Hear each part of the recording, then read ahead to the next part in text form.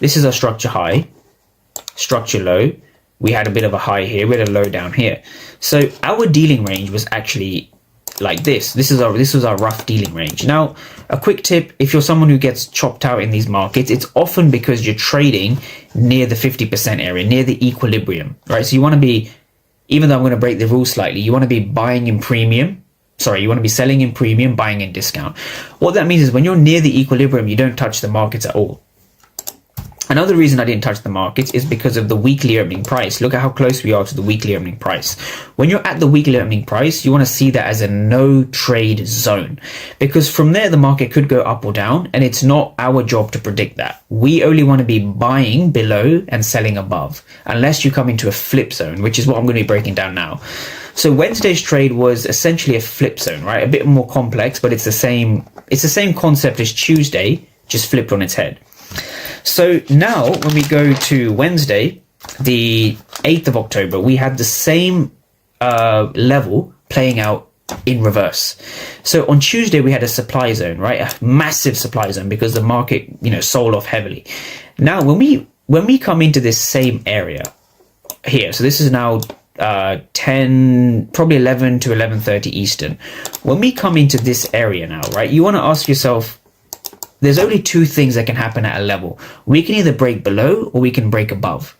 The reason I keep it to two simple things is that if you know you can either buy or sell, the chance of you making mistakes theoretically should go down. The reason it should go down is because you only have two buttons to press, and therefore you only have, I guess, one objective, which is to see who is in control between the buyers and the sellers.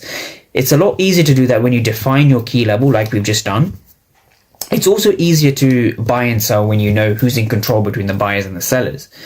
And this is important to understand, right? This is basic logic, I think, but a lot of traders kind of get this wrong. So when we come into this level, we know it's an area of supply. We know that, right? So now from here, how do we capitalize on this? So I actually took a initial short position over here.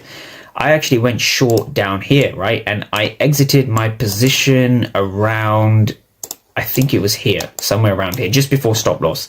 I exited my first short position, right? Because it was a valid short. I just happened to take that loss. I'll gladly take that loss as it fitted my plan, right? So my plan is to trade buyers and sellers at key levels, right? So let's break down the long trade, right? So basically what had happened here, if I just make the screen a bit clearer, what had happened here, simply put, was this.